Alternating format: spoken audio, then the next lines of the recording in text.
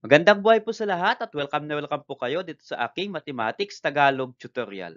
Sa video na ito ay papaliwanag ko po sa inyo about the factor theorem of a polynomial. Just like these examples, determine whether or not the second polynomial is a factor of the first polynomial.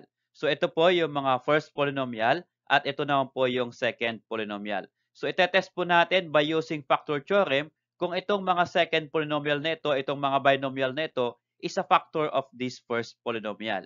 So, paano po yan? Yan po yung aking papaliwanag sa inyo step by step. Okay, so let's start with number 1 example. X cubed minus x minus 2.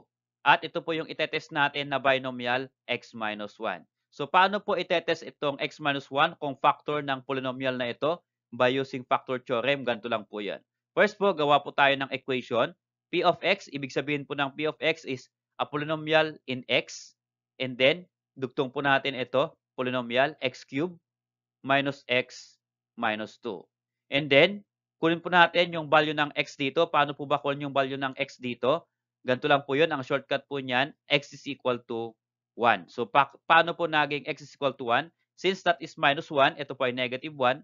Kapag kinuha po yung value ng x, change the sign, magiging positive 1. Okay po. So, itong value ng x na ito na 1, ay substitute po natin sa x dito sa ating equation.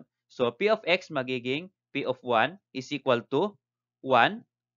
Okay, x po ay 1. Substitute lang po natin lahat ng x dito. So, x po ay 1 and then yung cube niya, kaya 1 cube or 1 raised to the third power. And then, follow natin, minus. Sundan lang po natin ito. Minus, then x po ay 1. So, that is minus 1. Then, bring down minus 2. Okay. Then, simplify po natin. Ito po muna, ma-exponent. What is 1 cube? Yan po ay 1 times 1 times 1. That is equal to 1. Then, minus 1, minus 2. So, what is 1 minus 1 minus 2? Yan po ay negative 2. Tama po ba? 1 minus 1 is 0. 0 minus 2 is negative 2.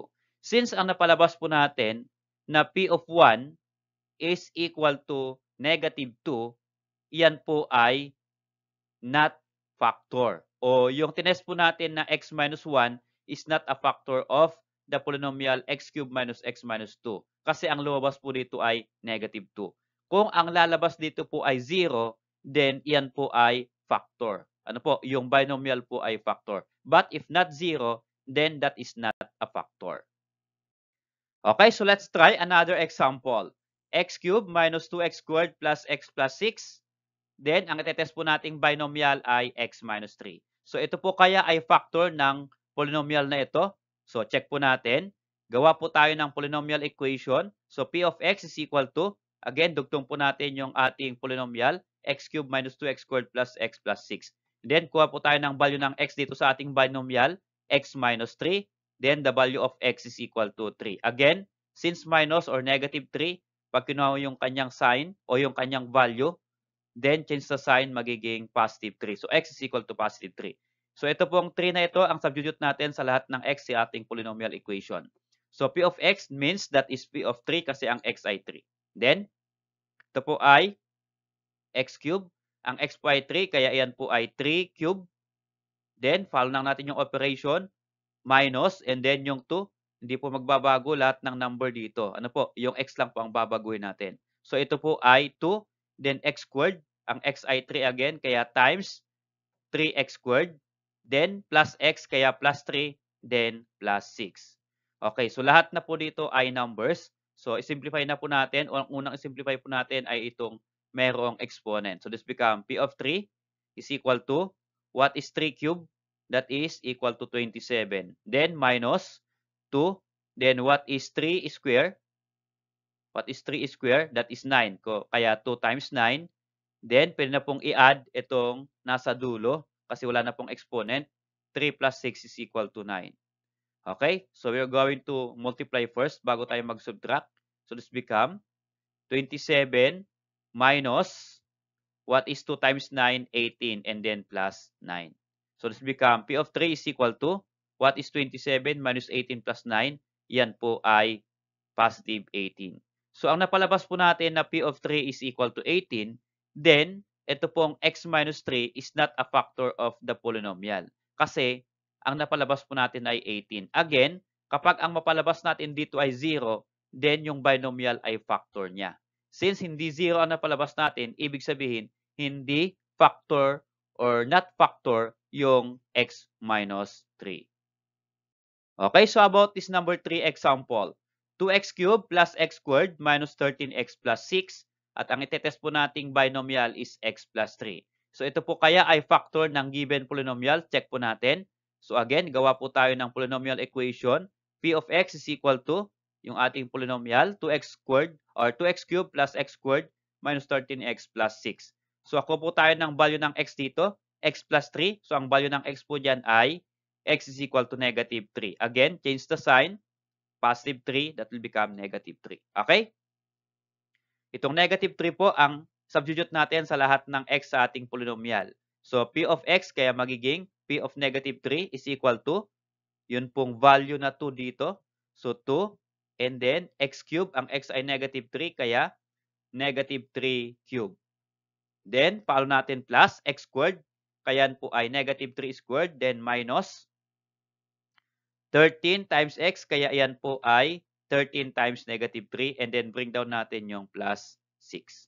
Okay, so again, ang unahin po natin lahat ng exponent. So, try po natin. P of negative 3 is equal to 2 times, what is negative 3 cube? Negative 3 times negative 3 times negative 3, that is equal to negative 27. And then plus, what is negative 3 square? That is positive 9. Then, minus, what is 13 times negative 3? Yan po ay negative 39. Then, bring down po natin yung 6. Okay. So, in this case, ano po ang susunod natin? Ito pong multiplication. So, P of 3 is equal to, what is 2 times negative 27? Yan po ay negative 54. Then, plus 9.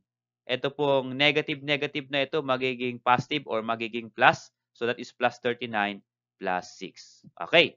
So, plus na lang po yung nandito. Pwede na po natin simplify ng from left to right. So, negative 54 plus 9 plus 39 plus 6, that is equal to 0. Okay. So, ang nakuha po natin na P of negative 3 ay 0, o ang napalabas po natin ay 0, then ito pong x plus 3 na ito ay factor ng given polynomial. So, ito po yung result natin. X plus 3 is a factor of 2x cubed plus x squared minus 13x plus 6. Okay, so how about this number 4 example? Negative 4x cubed plus 5x squared plus 2. And then, ang binomial po na itetest natin ay x minus 3. So, ito po ba ay factor or not? So, malalaman po natin if itetest natin by using factor theorem. So, ito pong example number 4 ay iwan ko po sa inyo as your exercise. Pwede nyo po ninyong sagutan. And then, check po ninyo yung sagot ninyo kung tama o mali. Ang sagot po nito ay nasa end ng video na ito. Salamat po sa panonood. Kung nagustuhan mo yung video na ito, please click like and subscribe kung bago ka pa lang po dito sa aking channel. Okay, so ito po yung sagot sa number 4 question. So, x minus 3 is not a factor of negative 4x cubed plus 5x squared plus 2. Bakit po? Kasi ang napalabas natin dito ay negative 61. So, ito po ay number, hindi po 0, kaya not factor.